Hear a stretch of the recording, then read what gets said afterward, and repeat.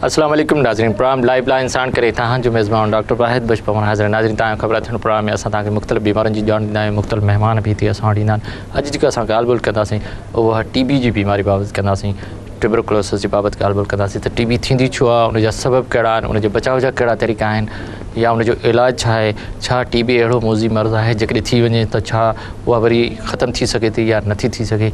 अॼु असां इन सिलसिले में ॻाल्हि ॿोल कंदासीं। तव्हां बि फ़ोन करे असां खां टीबी जे बारे में असांजे महिमान खां को बि सवाल पुछी सघो था, जेको असांजो नंबर अचे पियो स्क्रीन ते, उहो उन तां फ़ोन करे त टीबी थींदी छो आहे या उनजो कोई इलाजु आहे या उनजे बारे में जेको बि तव्हांजो सवाल हुजे उहो असांजे महिमान खां तव्हां पुछी सघो था। पर जॾहिं तव्हां फ़ोन करियो त महिरबानी करे पंहिंजी टेलीविज़न जो आवाज़ु घटि रखो, जीअं तव्हांजो आवाज़ु असां ताईं आराम सां पहुची सघे ऐं असांजो महिमान तव्हांखे उनजो जवाबु ॾेई छॾे। अॼु असां टीबी बाबति ॻाल्हि ॿोल कंदासीं। इन सिलसिले में अॼु असां सां गॾु जेको महिमान आहे उहो आहे डॉक्टर अमानुल्लाह अंसारी, जेके पाण सूबाई टेक्निकल ऑफिसर आहिनि टीबी कंट्रोल प्रोग्राम सिंध जा, ऐं जेको टीबी जो या डॉट्स या टीबी जे ख़िलाफ़ु जेको प्रोग्राम हले थो उनजा टेक्निकल ऑफिसर आहिनि। अचो त पंहिंजे महिमान सां टीबी बाबति ॻाल्हि ॿोल जो सिलसिलो शुरू कयूं। डॉक्टर साहब अस्सलाम वालेकुम। ऐं डॉक्टर अंसारी, तव्हांजी वॾी महिरबानी, तव्हां हिते असां वटि आयो काफ़ी अरसे खां।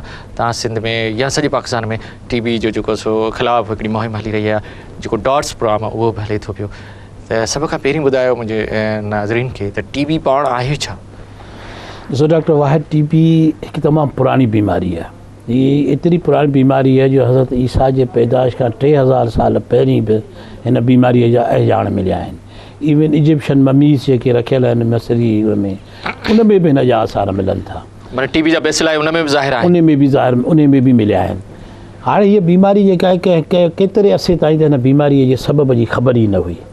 हर दौर में हिन खे जुदा जुदा नालनि सां पहचानियो वेंदो। कॾहिं चवंदा इहे कंज़म्पशन आहे, कॾहिं चवंदा ही थाइसिस आहे, कॾहिं ॿियो नालो।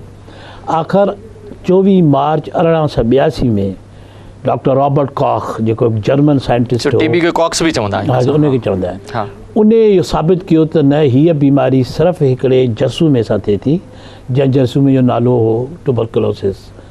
एसिड फास्ट बेसिल आहे, त उनजी बि ख़ुसूसियत आहे, पर उनजो जेको नालो रखियो वियो माइकोबैक्टीरियम ट्यूबरकुलोसिस, जेको उनजो जरासीम जो नालो आहे। इहो जरासीम हूंदो किथे आहे? इहो हवा में हूंदो आहे, पाणी में हूंदो आहे, खाधनि में हूंदो आहे? हूंदो त आहे इंसान जेके टीबीअ जा मरीज़ आहिनि उन्हनि में आहे। हाणे शुरूअ खां वठी हिन ते वॾी रिसर्च थिए त आख़िर इहा बीमारी शुरू किथां थी?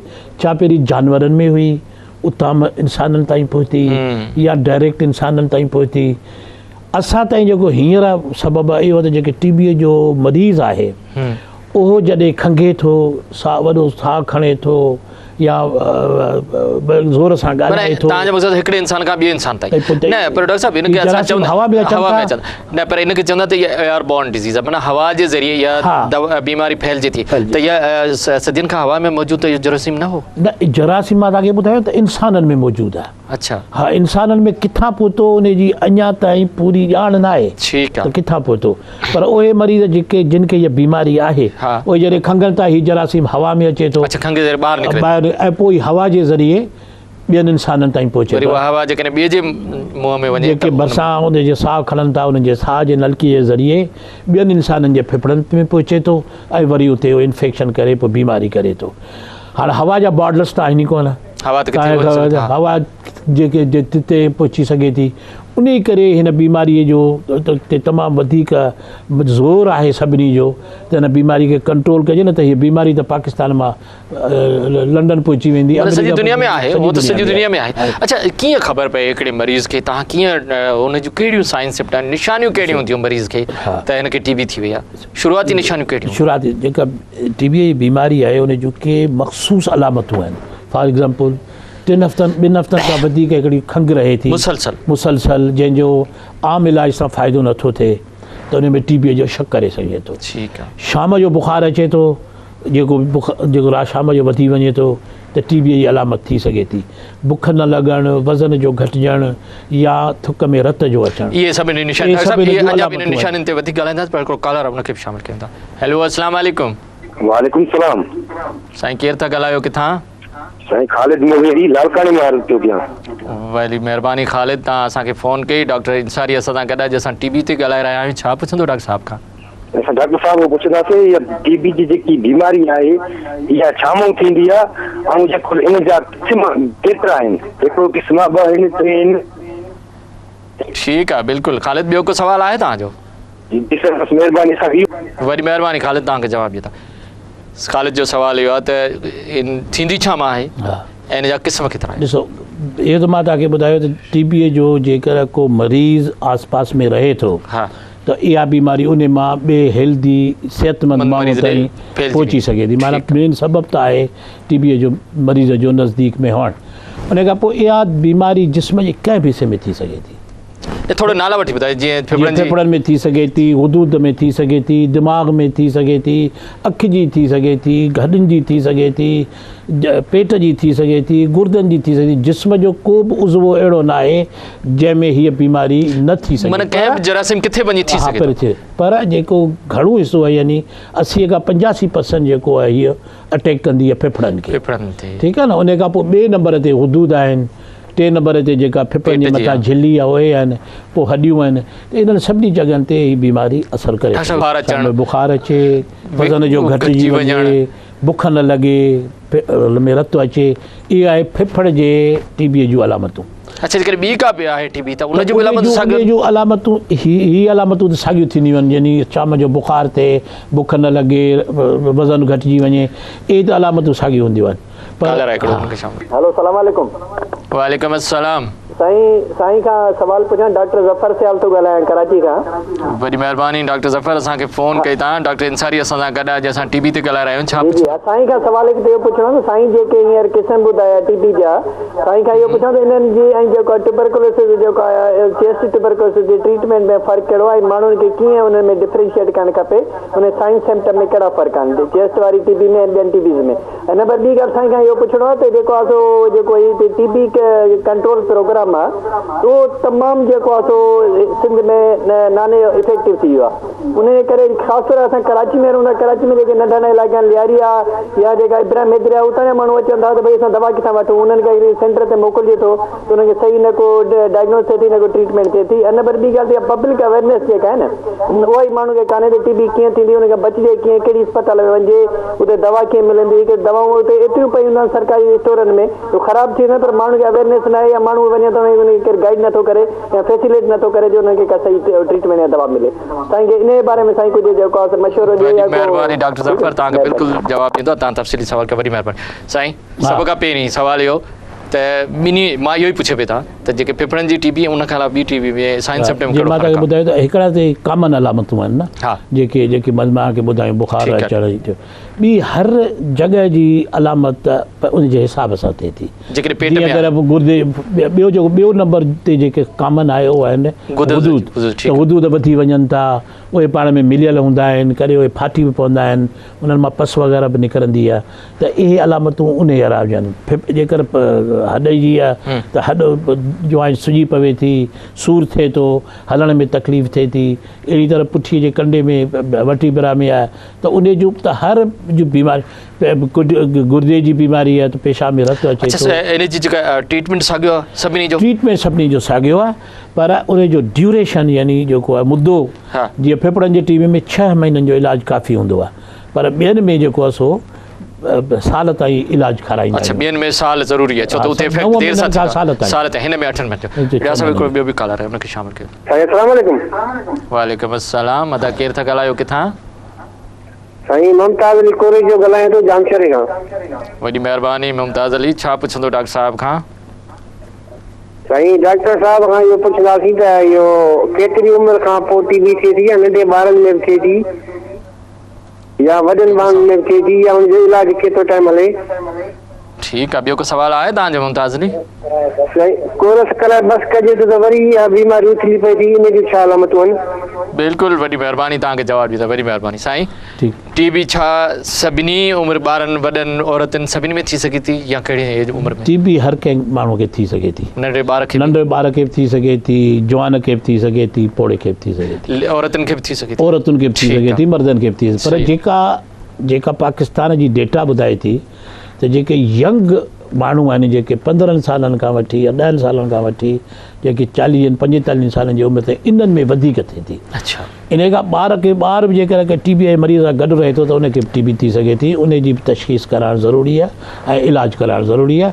ॿारनि जी तशख़ीस करण जो पंहिंजो तरीक़ो आहे, उहो तव्हां जेकर ॿियो सवाल इहो साईं जो त जेकॾहिं असां इलाजु ख़तमु करायूं त उन खां पोइ बि वरी थी सघे थी? इलाजु जेकर तव्हां लॻी करे 6 महीना ॾियो पूरो करियो त असीं तव्हांखे गारंटी ॾियूं था त 98% में त वरी न वरी कॾहिं थी सघे थी ॿीहर? थी सघे माना पॉसिबल आहे, पॉसिबिलिटी आहे, माना इहो थी सघे थो करे रिप्लेस पॉसिबिलिटी आहे, 5% में पॉसिबिलिटी आहे रिलैप्स थी सघे थो। ॿिया सभु हिकिड़ो कॉलर आहे उनखे। हेलो अस्सलाम वालेकुम। वालेकुम सलाम, शबीर अहमद पियो ॻाल्हायां सदाकोट मां साईं।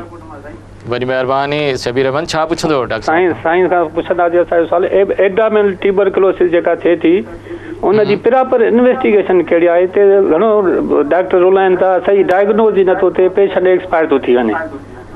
ठीकु आहे, ॿियो को सवाल आहे तव्हांजो? बसि प्रॉपर इन्वेस्टिगेशन बिल्कुलु बिल्कुुलु, वॾी महिरबानी वॾी महिरबानी। ॾाढो सुठो सवाल पियो चए, पेट जी जेका TB आहे उन जी इन्वेस्टिगेशन करिणी आहे, छो त इहा प्रॉपर डायग्नोज नथी थिए ऐं देरि थी वञे इलाज में। पेट जे TB तशख़ीस हिकिड़ो मुश्किल कमु ज़रूरु आहे, मुश्किल टास्क आहे, लेकिन आराम सां करे सघिजे। पहिरीं त उनजा सिम्पटम्स थींदा आहिनि, उहे त इहे आम जेके। ॿियो छा त पेट में जेका झिल्ली थींदी आहे जंहिंखे पेरिटोनियम चवंदा आहियूं, घणो करे पेट जी TB पेरिटोनियम खे अफेक्ट कंदी आहे, पोइ पेट में पाणी भरिजी वेंदो आहे, पोइ उनखे जो टेस्ट कराइबो आहे हिकिड़ो तरीक़ो। ॿियो तरीक़ो आहे अल्ट्रासाउंड, एक्सरे बैरियम मील थींदो आहे, दवा पीआरे एक्सरे कबो आहे, उन सां ख़बर पइजी वेंदी आहे त अंदरि, छो त TB में जे पेट जे बीमारीअ में बि हुदूद वधी वेंदा आहिनि अंदरि। अच्छा, त उहे हुदूद जे ज़रिए पोइ आख़िरी जेको आहे सो आहे बायोप्सी, पर इन्हनि तरीक़नि सां ख़बर पइजी वेंदी आहे न त जीअं असां जेको स्पूट में बेसिलाई ॾिसंदा आहियूं त पेट जी जेका TB आहे उन में बेसिलाई किथे ॾिसंदासीं? बेसिलाई त जो मिलणु ॾुखियो आहे, पर जेकर पेट में पाणी भरिजी वञे त उन में पाणी जो टेस्ट करिबो, उन जी वरी ॿियूं जेके डायग्नोस। मां इन करे वधीक ॻाल्हाईंदुसि त इहो कीअं थिए, छो त इहा बि हिकिड़ी आहे उन जी तव्हां वटि टेस्ट जा कहिड़ा ज़रिया आहिनि, माण्हुनि खे कहिड़ियूं सहूलियतूं आहिनि, इन ते ॻाल्हाईंदा। हिकिड़ो ॿियो बि कॉलर आहे असां सां गॾु। हेलो अस्सलाम वालेकुम। वालेकुम सलाम, रहमान अली ज़रदारी से नवाब शहर से। वॾी महिरबानी रहमान अली, छा पुछंदो डॉक्टर साहब खां?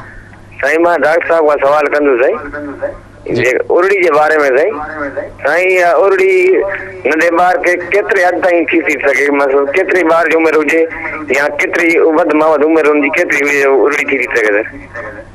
वॾी महिरबानी, तव्हांखे जवाबु ॾियो त हालांकि अॼु असां TB ते ॻाल्हाए रहिया आहियूं, पर इहो बि हिकु मसइलो आहे हिन वक़्तु सिंध में उरड़ी तमामु तेज़ी सां वधी रही आहे, पर डॉक्टर साहब इन जो थोरो मुख़्तसर जवाबु जे वारे उमिरि में वधीक थींदी आहे। अच्छा, ठीकु आहे न, पर इन खां पोइ बि 3 सालनि ताईं उरड़ी थी सघे थी। अच्छा, उरड़ीअ जो मर्ज़ त ॿार खे कंहिं बि सिंध में तमामु इहा काफ़ी फैलियल आहे, सिंध में का वधीक शायदि सिंध जे कुझु इलाइक़नि में तमामु घणी। त तव्हां इन्हनि खे छा एडवाइस कंदो त इहे कंहिं डॉक्टरनि ॾे वञनि, छा कनि? हज़ार तशख़ीस जे लाइ कंहिं डॉक्टर खे रुजू कनि, जेको क़रीबी डॉक्टर हुजे, त जीअं ख़बर पए त वाक़ई इहा उरड़ी आहे या ॿियो कुझु आहे। पोइ उरड़ीअ खां पोइ त हुनजो जेको इलाजु आहे सपोर्टिव आहे, उहो आहे, हा, उहो सपोर्टिव इलाजु, यानी हुनखे रेस्ट कराइणी आहे, ॿार खे हुनखे लिक्विड फ्लूइड्स ज़्यादा पाणी पीआरणो आहे, का हिकिड़ी का दवा मतिलबु ठीकु थी सघे थो। अच्छा डॉक्टर साहब, उन ॻाल्हि ते तव्हां चवंदा त पेट जी जेके मां त इहो सवाल पुछां, वरी हिकिड़ो कॉलर आहे उनखे बि शामिलु कयूं था। हेलो अस्सलाम वालेकुम। हेलो अस्सलाम वालेकुम। साईं वालेकुम सलाम जी, अदा केरु था ॻाल्हायो, किथां? साईं तालिब हुसैन लॻा शहर बांदी खां। वॾी महिरबानी तालिब हुसैन, छा पुछंदो डॉक्टर साहब खां? स्वागत TB जे मरीज़ खां पासो करणु घुरिजे या हुन सां मानी खाइणु सही आहे या न? ऐं ॿियो सुवाल आहे हमला औरतूं हुजनि, जेके हमल हुजे हुन TB हुजे त हुननि जी उन वक़्तु कहिड़ी तकलीफ़ अची सघंदी हुन मां TB मुताबिक़ हुन में? वॾी महिरबानी, तव्हांखे जवाबु ॾींदा। ॾाढो ज़बरदस्त साईं। TB जो मरीज़ आहे, छा हुन सां गॾु जेके घर में रहण वारा उन्हनि खे कहिड़ा एहतियात करणु घुरिजनि, कहिड़ा न करणु घुरिजनि? ॾिसो, TB जेका आहे सा सिर्फ़ु खंघण सां फैलिजंदी आहे। जेकर माण्हू खंघंदो ओॾी महिल त ज़ाहिर पोइ त ॿियनि खे लॻी सघे थी, उन करे TB जे मरीज़ खे सम्झाइबो आहे त खंघण महिल मुंहं ते कपिड़ो रखे। ठीकु आहे। बाक़ी इहो चवण त बर्तन उन TB जे मरीज़ वारा इस्तेमालु न करणु खपनि या ई कपिड़ा इस्तेमालु न करणु खपनि, इहो बिल्कुलु ग़लति ख़्यालु आहे, छो त जरासीम जेको आहे सो उॾामी न सघंदो आहे। हिकिड़े दफ़ा किरी पियो किथे खंघण सां, हिते किरियो, कपड़नि ते किरियो, बर्तननि ते गिरियो, त इहो उॾामी हाणे अंदरि न वेंदो, ऐं वेंदो तॾहिं जॾहिं साह जे नलकीअ ज़रिए हुनखे अंदरि छिके वञिबो। उहो उॾामी मतिलबु गॾु रहण सां को मसइलो कोन्हे, पर खंगण महिल इहो ख़्यालु रखणो आहे उन करे ज़रूरी आहे त उन टीबी इलाज करायो। ॿियो बि सवाल जो आहे त हामिला औरतुनि जो जेको हामिला औरत जेका हिकु दफ़ा टीबी थी वई हाणे ॿी परेशानी जी ॻाल्हि कान्हे हुनजो इलाजु कराइबो।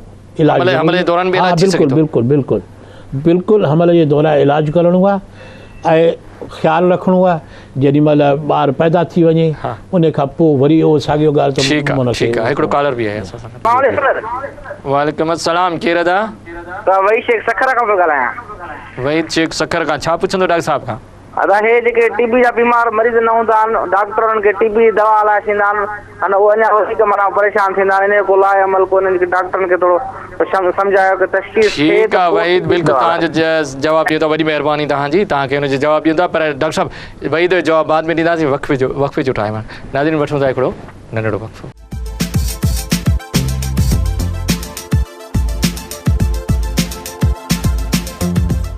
वेलकम बैक नाज़रीन, अॼु असां टीबी जी बीमारी ते ॻाल्हाए रहिया आहियूं। डॉक्टर अमानुल्लाह अंसारी असां सां गॾु आहे।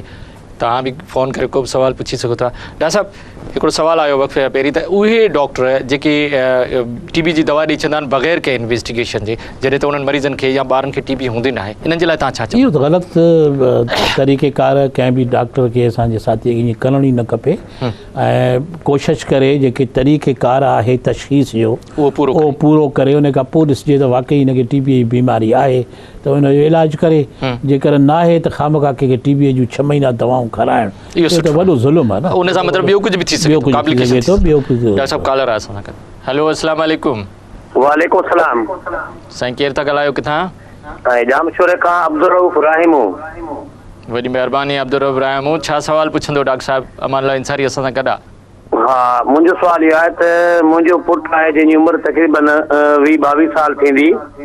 उनखे 4 साल अॻु में उनखे टीबी फेफड़नि में टीबी थी हुई कंहिं बुखार जे करे। पोइ हुते जामशोरे में दाख़िल कयोसीं। हितां असां कराची जना अस्पताल में 5-6 महीना दाख़िल हुयो ऐं बक़ौर डॉक्टर जे फेफड़नि में पाणी थियो आहे। पोइ हुते ट्यूब लॻाए उनखे बाक़ी हिकिड़ो पसली जेका हूंदी आहे उनखे पाण छा उनखे सुराख करे विंडो ठाहे उनखे 5-6 महीना उनजे इहो ट्यूब लॻी पई हुई। पोइ उनखे जेको आहे गंद निकिरंदो रहियो। 18 महीना उन दवा खाधी आहे टीबी जी। अच्छा, हाणे पोइ सही थी वियो, असांखे मोकल मिली वई। हाणे कंडीशन इहा आहे तुंहिंजो वज़न घणो वधे कोन थो। चौथे 5 महीने 6 महीने वरी उनखे को साह में तकलीफ़ थिए थी ऐं उनजो बक़ौर डॉक्टरनि जे वरी उन में गंद थिए थो। त पोइ असां हुते 1 दफ़ा LMC में दाख़िल बि कयो आहे ऐं उनखे टेबलेट वग़ैरह ॾिनियूं आहिनि। करे टेबलेटनि सां जेको गंद आहे उहो पाण सुकी पवे थो। कॾहिं इंजेक्शन जे ज़रिए चौथे 5-6 महीने उहो पाण कढनि बि था। मुंहिंजो साईं खां सुवालु आहे त हाणे असांखे एहतियात कहिड़ी करणु खपे ऐं एहतियात सां गॾोगॾु ॿी कहिड़ी दवा हुजे जो मुकमल हिनजो पाणे वरी ॿिए दफ़े पाणे हुनजो न थिए। ठीकु आहे, रामू तव्हांखे जवाबु ॾियूं था। वॾी महिरबानी तव्हां साईं सम्झी वियो। हाणे ॾिसो इहा ॻाल्हि आहे त इन क़िस्म जा केसिस थींदा रहंदा आहिनि। फेफड़नि में हिकु दफ़ा पाणी भरिजी वञे हुन में पस ठही वञे त हाणे छा थींदो हिकिड़ो स्पेस ठही थो वञे। उन करे उन खां मां गंद कढण खां पोइ जेको तरीक़ेकार इहो हूंदो आहे त हुन में हिकिड़ी इंजेक्शन हूंदी आहे ऑक्सीटेट्रासाइक्लिन जी लॻाइबी आहे त जीअं उहो स्पेस जेको आहे न सो पाण में लॻी वञे, भई ॿई जेके लेयर्स आहिनि पाण में मिली वञनि जीअं पोइ हुन में वरी इहो गंद जमा न थिए। त डॉक्टर हिनखे खपे त पंहिंजे मरीज़ खे जेको आहे सो ओझा अस्पताल में ॾेखारे। हा, ओझा में या कोटड़ीअ खां वधीक कराची में ओझा में ॾेखारे त जीअं उते हुनजो इहो सर्जिकल हाणे केस वञे सर्जिकल साइड पियो वञे। जीअं सर्जरी हुनजो इलाज कामयाब थी पोइ कामयाब थी। मतलब इहो MDR जो केस त न हो? न, इहो या एॾो 18 महीना डिगो छो? इहो छा आहे त पस ठही वई न अंदरि। अच्छा, पस ठही वई उन जे करे माने इनखे सर्जिकल कराए इनखे बंद कराए त इहो बेहतर थी सके। का सवाल ॿियो तरीक़ो न। ठीकु आहे डॉक्टर साहब हिकिड़ो कॉलर आहे असां सां। हेलो अस्सलाम वालेकुम। वालेकुम सलाम साईं। हालामा साईं अली मोहम्मद थो ॻाल्हायां। हालामा अली मोहम्मद, डॉक्टर अंसारी असां सां गॾु आहे। टीबी ते ॻाल्हाए रहिया आहियूं। छा पुछंदो अली मोहम्मद? जी साईं, मूंखे 1.5 महीने खां वठी फेफड़नि ते ॼारो वग़ैरह ॼमे थो ऐं तक़रीबन हर वक़्तु बुखार बि रहे थो, खंघि बि रहे थी। ठीकु आहे, इन सां गॾु मूं स्ट्रॉन्ग एंटीबायोटिक खाधा आहिनि, ओरिलेक्स, टेक्सलर, ऑगमेंटन वग़ैरह, पर वक़्ती तरह सां ॼारो हटी थो वञे वरी थी थो वञे। हाणे मुंहिंजो वेट लॉस बि कोन पियो थिए ऐं बुख बि मूंखे इलाही थी लॻे। मूंखे हाणे ॿुधायो त मूंखे छा करणो घुरिजे? कंहिं टीबी जे डॉक्टर खे ॾेखारियो अथव?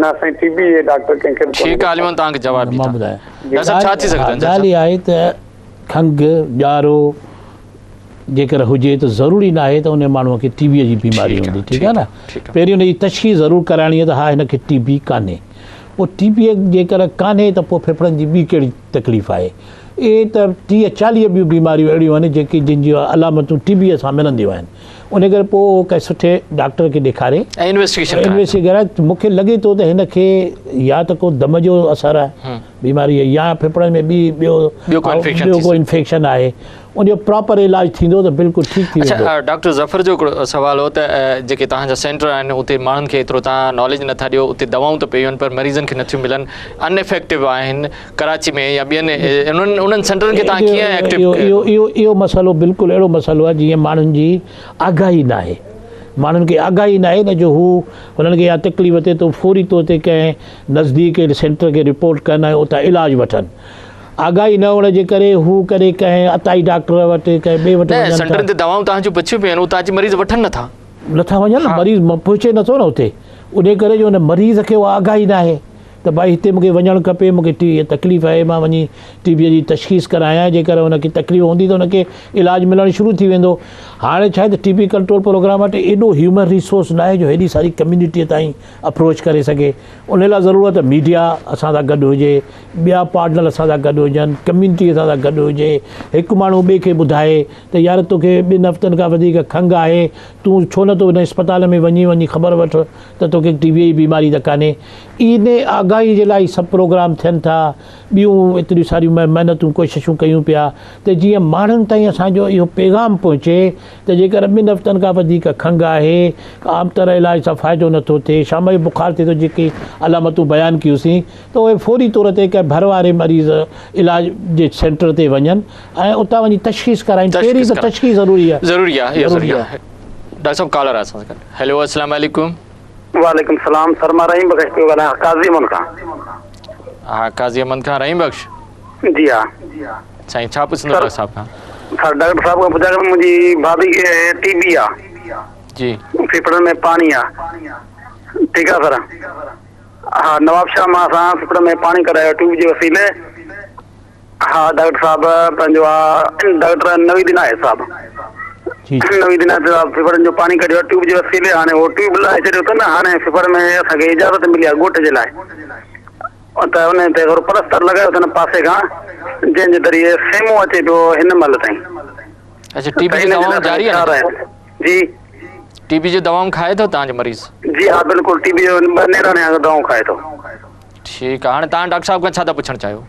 डॉक्टर साहब खां इहो पुछणु चाहींदासीं त इहो सेमो वग़ैरह जेको हींअर हले पियो जो त ट्यूब लॻायूं फेफड़ जे साॼे पासे खां त इहो सेमो कॾहिं बंदि थींदो ऐं कहिड़े तरीक़े सां बंदि थींदो इन जे लाइ असां छा कंदा ठीकु आहे वॾी महिरबानी ॾिसो इहो जेको सीमो हले थो उन लाइ तव्हांखे वरी डॉक्टर सां त रुजू करणु खपे त हीअ जेकर सीमो हले थो त ईअं इनखे ॿी कहिड़ी तरीक़ेकार इख़्तियार कजे पर टीबीअ जो इलाजु जेकर कंटिन्यूअसली दवा लॻी करे खाईंदो त इनशा ताला 2 महीननि जे अंदरि इहो सीमो बंदि थी वेंदो इहो चए थो इहो ज़ख़्म पोइ बंदि थी वेंदो आहे हिकिड़े दफ़ा टीबीअ जे इलाज जे तहत सुकंदो सुकण खां पोइ सीमो बंदि थी वेंदो पर वधीक जेकर वधीक तकलीफ़ आहे त तव्हांखे वापसि डॉक्टर सां रुजू करणु अच्छा डॉक्टर साहब तव्हांजा जेके सेंटर आहिनि उहे किथे किथे आहिनि छा तव्हांजी जेका इन्वेस्टिगेशन आहे उहा बि फ्री आहे इलाज बि फ्री आहे कहिड़ी ॻोठनि में कहिड़े सेंटर बेसिकल यूनिट आहे रूरल सेंटर आहे किथे किथे ॿुधायां जेके टर्शरी हॉस्पिटल्स आहिनि वॾियूं अस्पतालूं उन खां पोइ जेके रूरल सेंटर आहिनि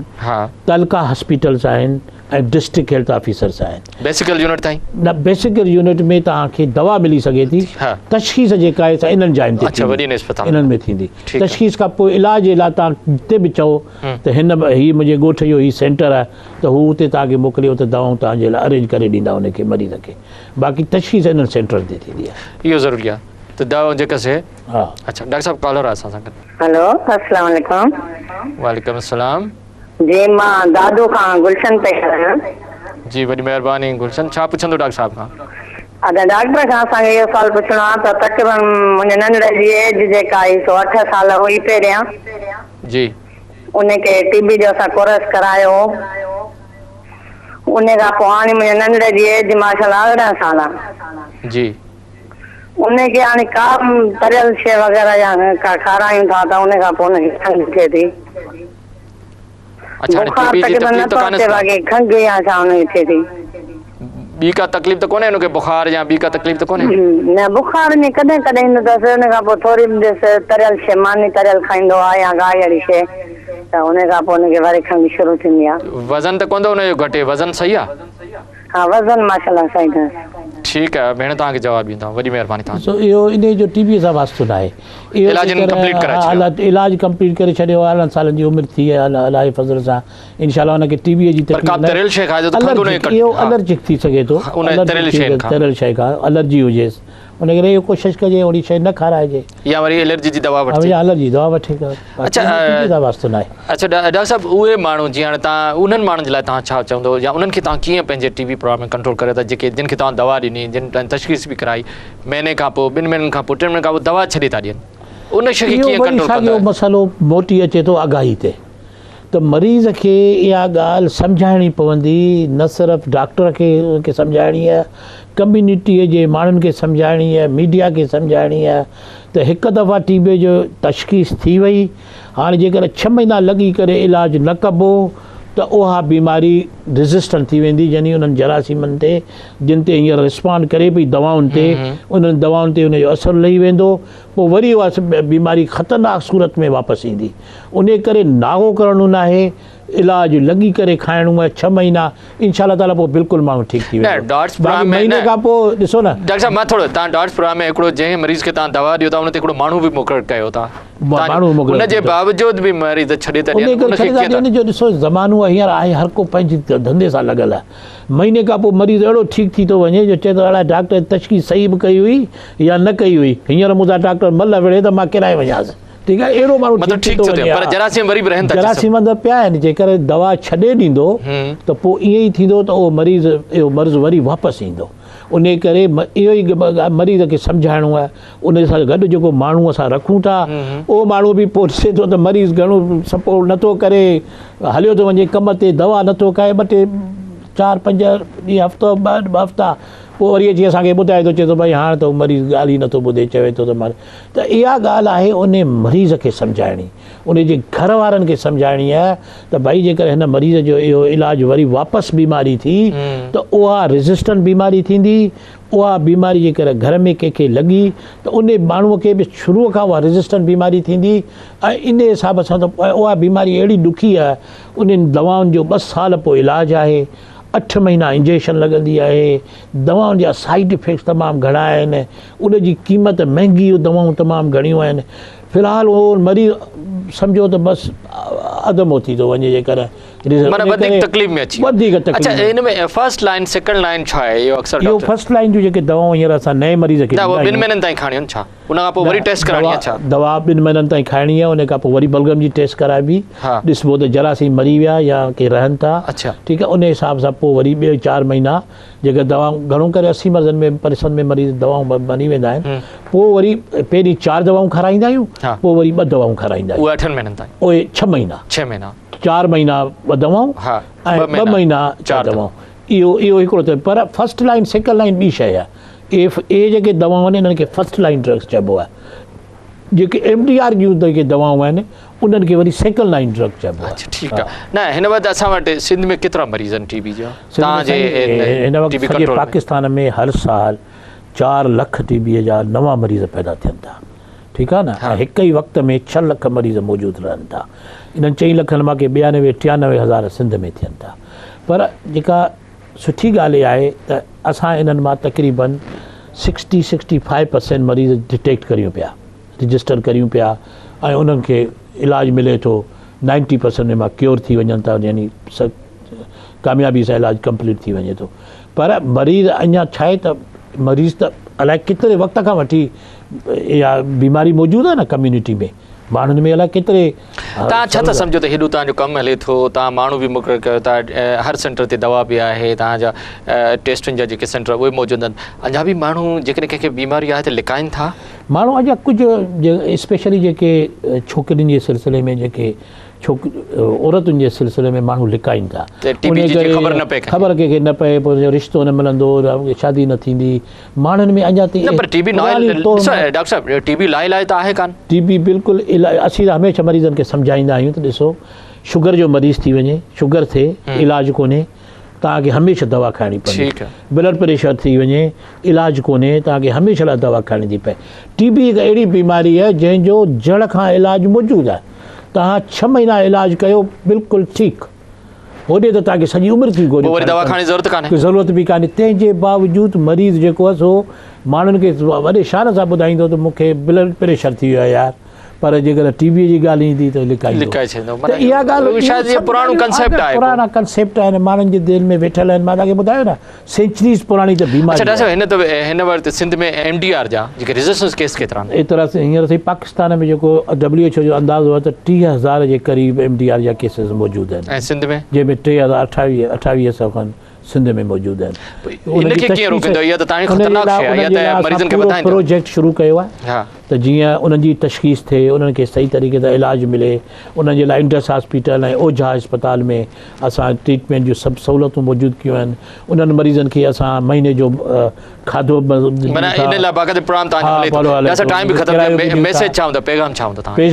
पहिरियों ॻाल्हि त टीबीअ जी तव्हांखे का बि खंघि थिए, 2 हफ़्तनि खां वधीक खंघि आहे, फौरी तौर ते तव्हां पंहिंजे भर कंहिं क्लिनिक सां रुजू कयो, पंहिंजी तशख़ीस करायो। ख़ुदा न ख़ासिता टीबीअ जो मरीज़ निकिरी अचे त उनजो लॻी करे 6 महीना इलाजु करियो, इनशाला तव्हां बिल्कुलु पाण बि ठीकु थींदा हो, पंहिंजे कम्यूनिटी खे बचाईंदा हो, MDR बीमारीअ खां बचंदा हो ऐं ख़ुशहाल ज़िंदगी। वॾी महिरबानी डॉक्टर अंसारी, तव्हां आयो असां, वॾी महिरबानी। नाज़रीन, तव्हां असांजे मौजूदु महिमान डॉक्टर अमल अंसारी असां सां गॾु टीबी बाबति असां ॻाल्हि ॿोल करे रहियासीं। ॾाढी ज़बरदस्त ॻाल्हि कई त टीबी को लाइलाज मर्ज़ न आहे, जेकॾहिं असां लॻी 6 महीना 8 महीना जेकॾहिं मरीज़ इलाजु कराए त बिल्कुलु ठीकु थी सघे थो ऐं पोइ दवाऊं खाइण जी ज़रूरत कान्हे। तंहिंजे करे टीबी न लिकाइणु घुरिजे, न का अहिड़ो ऐब आहे, इहो बीमारी आहे, अल्लाह जे तरफ़ां आहे, तव्हां हुनजो इलाजु करायो ऐं ठीकु सघो था, बहितर ऐं सुठी ज़िंदगी गुज़ारे सघो था। डॉक्टर साहिब जे जेकॾहिं इन्हनि ॻाल्हियुनि ते असां अमल कयो त असां बहितर ऐं सुठी पंहिंजी ज़िंदगी गुज़ारे सघूं था। इन्हनि ॻाल्हियुनि ते अमल बि करणु घुरिजे ऐं असांखे पंहिंजो ऐं पंहिंजे कम्यूनिटी जो ख़्यालु करणु घुरिजे। इन ते प्रोग्राम लाइफ लाइन जो वक़्तु पूरो थियो। पंहिंजे मेज़बान डॉक्टर वाहिद बशमावर खे इजाज़त ॾींदा। अल्लाह हाफ़िज़।